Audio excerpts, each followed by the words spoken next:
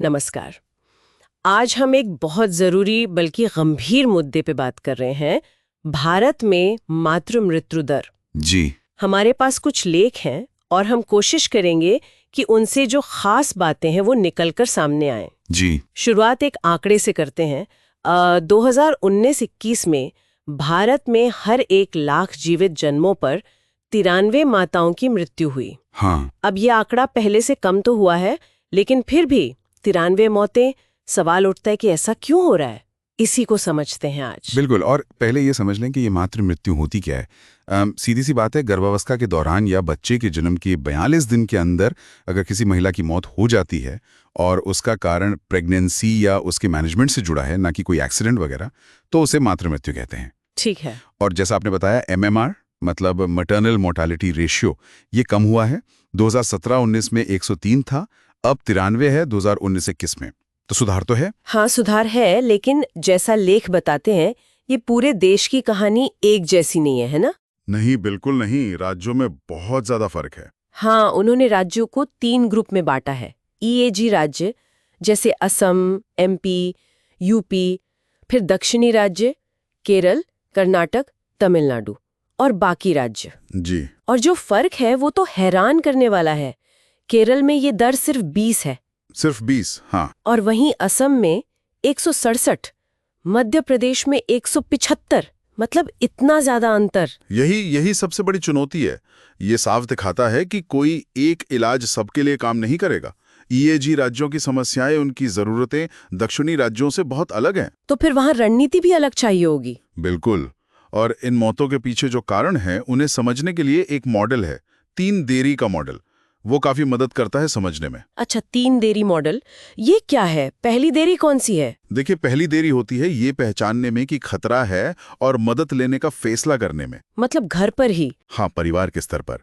कई बार लोग समझ नहीं पाते कि हालात गंभीर हैं, या फिर झिझकते हैं, या पैसे की चिंता होती है, या जानकारी ही नहीं होती कि अब अस्पताल जाना चाहिए। हालांकि ये भी मानना पड़ेगा कि आशा कार्यकर्ताओं और सेल्फ हेल्प ग्रुप्स ने इसमें काफी सुधार किया है।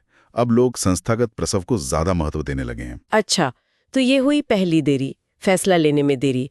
दूसरी देरी है अस्पताल तक पहुंचने में लगने वाला वक्त, ट्रांसपोर्ट की देरी। अच्छा, यानी एम्बुलेंस वगैरह? हाँ, सोचिए कोई दूर दराज का गांव है या पहाड़ी इलाका, सड़कें खराब हैं, मरीज को स्वास्थ्य केंद्र तक पहुंचाने में ही घंटों लग जाते हैं, और ये वक्त बहुत कीमती होता है। हाँ, वो 108 एम्बुलेंस सेवा है ना, उससे कुछ फर्क पड़ा होगा? फर्क तो पड़ा है, बिल्कुल पड़ा है। राष्ट्रीय स्वास्थ्य मिशन के तहत ये सेवा जरूरी है, लेकिन फिर भी खासकर मुश्किल भौगोलिक इलाकों में ये अब भी एक बड़ी चुनौती है, समय पर पहुंचना। और तीसरी देरी, वो क्या है? और तीसरी देरी, जो शायद सबसे ज्यादा परेशान करती है, वो है अस्पताल पहुंचने के बाद इलाज शुरू होने में देरी। अस्पताल पहुंचने के बाद भी देरी? क्यों? कई वजह हो सकती हैं। हो सकता है डॉक्टर ना हो, या ऑपरेशन थिएटर तैयार ना हो, या खून का इंतजाम करने में वक्त लग जाए। अरे, ये लिस्ट लंबी है, और ये इसलिए ज्यादा दुखद है क्योंकि मरीज मदद के लिए सही जगह पहुंच चुका है, पर फिर भी इलाज नहीं मिल पा रहा वक्त पर। इसी से जुड़ी वो फर्स्ट रेफरल यूनिट्स यानी FRUs की बात है शायद। बिल्कुल। FRU का कॉन्सेप्ट बहुत अच्छा था। ऐसी स्वास्थ्य सुविधाएं जहां 24 घंटे सिजेरियन डिलीवरी हो सके, ब्लड स्टोरेज हो, विशेषज्ञ डॉक्टर हों जैसे प्रसूति विशेषज्ञ, एनेस्थेटिस्ट। हाँ, सुनने में तो अच्छा लगता है। लेकिन असलियत में ये सिस्टम उतना कामयाब नहीं हो पाया।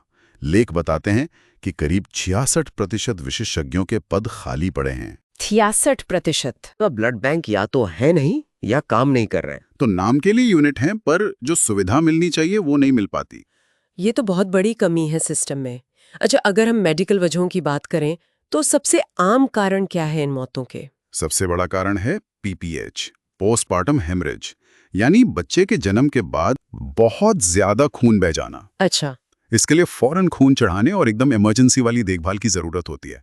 और अगर माँ पहले से ही एनीमिक है, मतलब खून की कमी है, तो खतरा और बढ़ जाता है। और इसके अलावा है ऑब्स्ट्रक्टेड लेबर, यानी प्रसव में रुकावट आना। खासकर जो माताएं कुपोषित हैं या जिनका कद छोटा है, उनमें ये ज्यादा होता है। इसके लिए अक्सर सिजेरियन ऑपरेशन करना पड़ता है। फिर प्रेगनेंसी में ब्लड प्रेशर बहुत बढ़ जाना, जिसे हाइपरटेंसिव डिसऑर्डर कहते हैं। अगर इसका टाइम पर पता न चले और इलाज ना हो तो ये जानलेवा हो सकता है। और इन्फेक्शन का भी खतरा रहता है ना? हाँ, सेप्सिस। अगर डिलीवरी साफ सुथरी जगह पर ना हो या असुरक्षित तरीके से गर्भपात कराया जाए तो इन्फेक्शन का खतरा बहुत बढ़ जाता है। और ईएजी राज्यों में मलेरिया, टीबी जैसी बीमारियां भी प्रेगनेंसी में जोखिम को और बढ़ा देती हैं। बाप रे, तो ये तो कई सारे फैक्टर्स हैं। तो फिर समाधान क्या है? लेख क्या कहते हैं इस बारे में? देखिए, समाधान के तौर पर कुछ बुनियादी चीजों पर जोर दिया गया है, जैसे गर्भवती महिला का जल्दी रजिस्ट्रेशन हो, हाँ, नियमित रूप से उसकी जांच हो जिसे प्रसव पूर्व देखभाल या एएनसी कहते हैं। और डिलीवरी अस्पताल या स्वास्थ्य केंद्र में ही हो, यानी संस्थागत प्रसव। ये तो बेसिक चीजें हुई। हाँ, ये बिल्कुल बेसिक है। और इसके साथ ही जैसा हमने पहले कहा, अलग अलग राज्यों को अलग अलग चीजों पर फोकस करना होगा।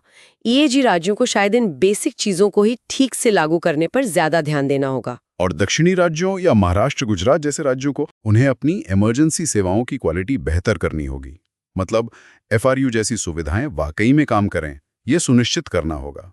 क्या कोई राज्य है जिसका मॉडल अच्छा माना जाता है? हाँ, केरल का जिक्र आता है। वहाँ confidential review of maternal deaths होता है। मतलब हर मातृ मृत्यु की गोपनीय तरीके से गहराई से जांच की जाती है, ताकि पता चले कि चूक कहाँ हुई। बिल्कुल, ताकि सिस्टम की कमियों को समझा जा सके और उन्हें दूर किया जा सके। दूसरे राज्य इससे सीख सकते हैं। तो कुल मिलाकर तस्वीर ये है कि भारत ने प्रगति तो की है मातृ मृत्यु दर कम करने में, लेकिन अब भी काफी लंबा रास्ता तय करना है।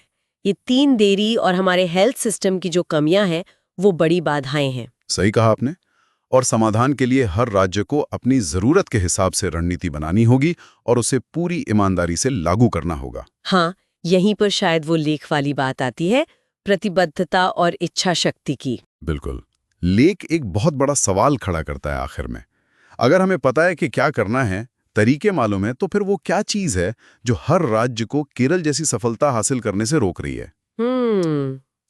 ये सोचने वाली बात है। वो कौन सी गहरी सामाजिक या सिस्टम की प्रतिबद्धता चाहिए जिससे ये पक्का हो सके कि कोई भी माँ ऐसी वजह से न मरे जिसे रोका जा सकता था? ये सवाल हम सबके लिए है।